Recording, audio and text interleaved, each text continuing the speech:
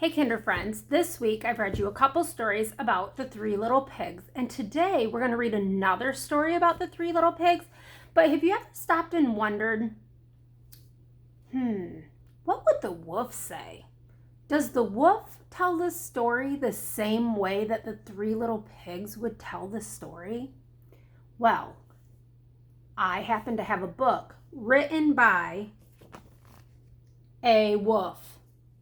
He wrote his own book, The True Story of the Three Little Pigs. So this is the wolf side of the story. So let's see if the wolf says the same thing happened that the Three Little Pigs are saying happened. The True Story of the Three Little Pigs by a wolf. Everybody knows the story of the Three Little Pigs, or at least they think they do. But I'll let you in on a little secret. Nobody knows the real story because nobody has ever heard my side of the story. There's no picture on that page.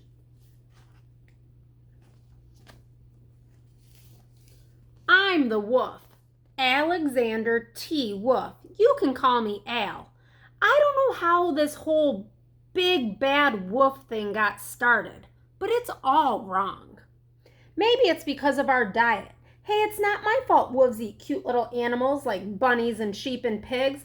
That's just the way we are. If cheeseburgers were cute, folks would probably think you were big and bad too.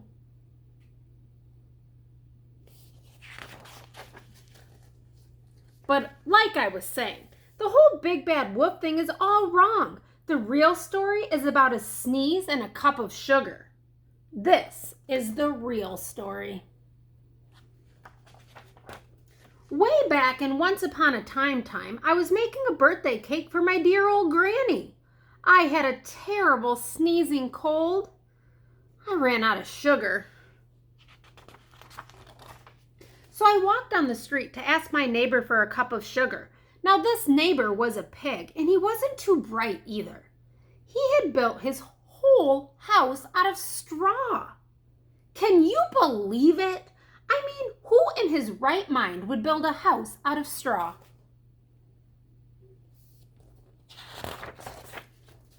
So, of course, the minute I knocked on the door, it fell right in. I didn't want to just walk into somebody else's house, so I called, little pig, are you in? No answer. I was just about to go home without the cup of sugar for my dear old granny's birthday cake. That's when my nose started to itch. I felt a sneeze coming on. While I huffed and I snuffed and I sneezed a great sneeze. And what do you know? That whole straw house fell down. And right in the middle of the pile of straw was the first little pig, dead as a doornail. He had been home the whole time. It seemed like a shame to leave a perfectly good ham dinner lying there in the straw, so I ate it up. Think of it as a big cheeseburger just lying there. I was feeling a little bit better, but I still didn't have my cup of sugar, so I went to the next neighbor's house. This neighbor was the first little pig's brother. He was a little smarter, but not much. He had built his house of sticks. I rang the bell on the stick house. Nobody answered. I called, Mr. Pig, are you in? He yelled back, go away, wolf. You can't come in. I'm shaving the hairs on my chinny chin.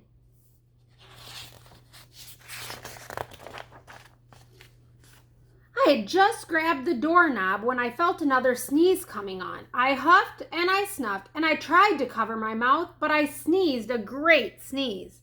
And you're not going to believe this, but this guy's house fell down just like his brother's.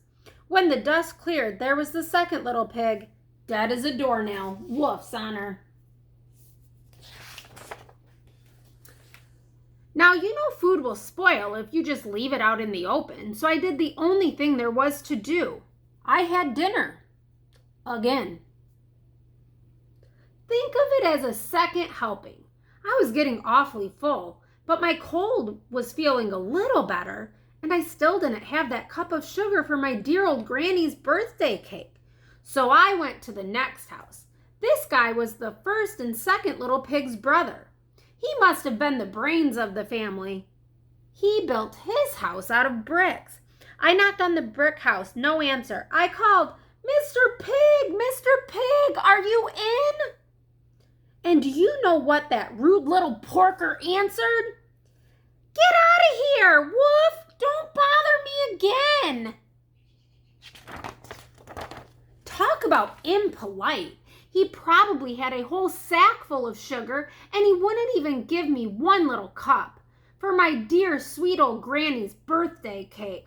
What a pig! I was just about to go home and maybe make a nice birthday card instead of a cake when I felt my cold coming on. I huffed and I snuffed and I sneezed once again. Then the third little pig yelled, "And your old granny can sit on a pin!" That's not nice. Now, I'm usually a pretty calm fellow, but when somebody talks about my granny like that, I go a little crazy. When the cops drove up, of course I was trying to break down this pig's door, and the whole time I was huffing and puffing and sneezing and making a real scene.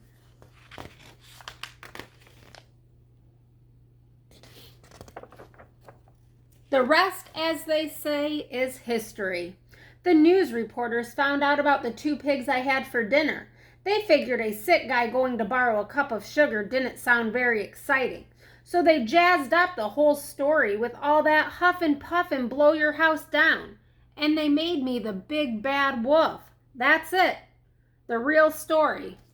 I was framed. But maybe you could loan me a cup of sugar? The end. So whose story do you believe? Do you believe the pigs or do you believe a wolf? I don't know.